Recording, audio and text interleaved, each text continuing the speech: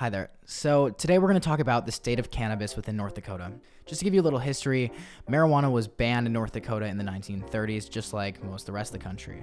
So just recently, starting in 2015, is when North Dakota started opening its mind to medicinal marijuana.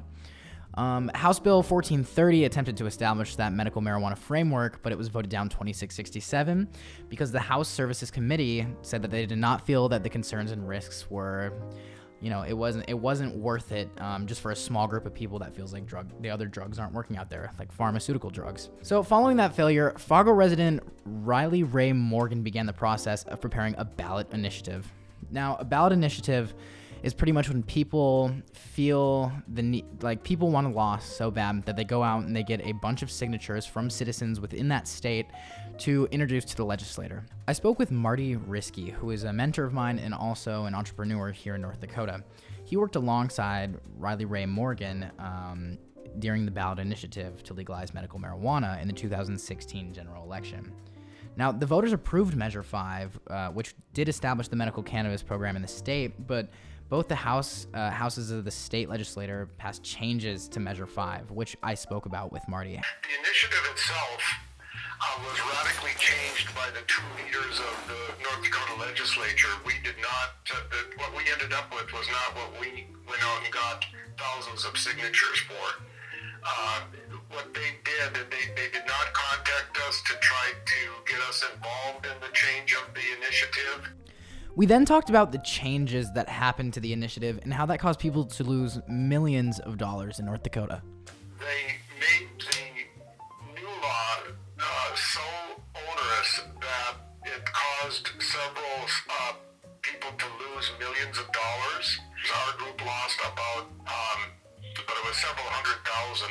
And how did you lose, like what happened that made you lose the hundreds of thousands of dollars? The way that they set it up, the application answer had more than 1,000 pages. Oh. We had to hire two attorneys from two different states to work on the project with us because they had seen previous applications go through. We then got into some of the things the legislator did that come off as, slimy, intriguing, and once again, there can be more to this story, but from Marty's perspective, it comes off as the government not wanting to work well with the people. First of all, they made the choice process unavailable to the press. So reporters could not go in and say, we want to see how you chose who you ended up with choosing for the process and grow. So the government didn't let the press know how they were selecting who they were going to let grow and process cannabis in North Dakota, and we still don't know how the selection process would work for that. And by the way, the choice became an out-of-state company. Wow. Okay. Yeah, based out of New York, and we found out later that former head of the House of Representatives in Washington D.C., John Boehner, was on the board of the company that got the contract. Got it. So it was a political deal. Yeah. So North Dakota didn't let press see what the selection process was like, and then they also outsourced the growing and processing of cannabis to a company that was not in North Dakota, and also one of the members on the board was a high political figure. Interesting. Okay. And then the other thing that we didn't know is we thought we had really good prices for our clients who would be in medical need. So Marty then brings up a really good point. Cannabis suppliers at this time were being taxed 35% gross sales. Usually it'd be 35% of your profit. So it's only dipping into profit, but you can still cover all your expenses, etc. But at 35% gross sales being taxed, then, well. To go through and mark all of our prices way up, which created a situation where the black market was less expensive than the honest market, the ethical market. Yep. And that's one of the reasons that medical marijuana stores are having a difficult time staying open. What Marty's referring to is the two Fargo dispensaries that have closed down. So that's two dispensaries that have closed down just since 2016. And there's currently another one there. And then we also have Strive here in Grand Forks, which we'll talk about. So I actually did reach out to Strive. And like I said, Strive is a medical dispensary here in Grand Forks. It's actually it's probably about a mile away from Central.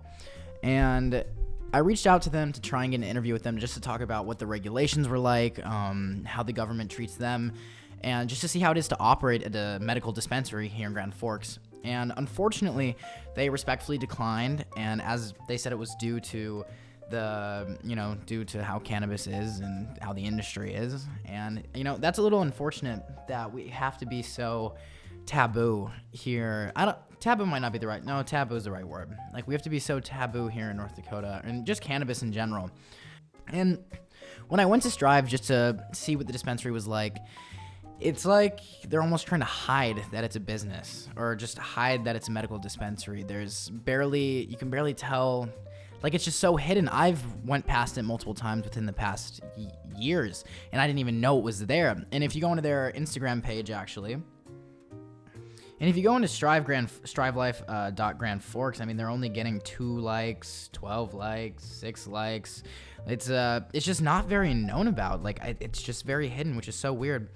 And then also just having them not talk to me, it just shows how the culture is around here in North Dakota, and kind of where we're at regarding cannabis and being so open about it, or being so closed about it, I should say. So funnily enough, today actually, our North Dakota Senate killed the bill to legalize marijuana, and only 10 of the chamber's 47 senators voted for the measure, according to usnews.com.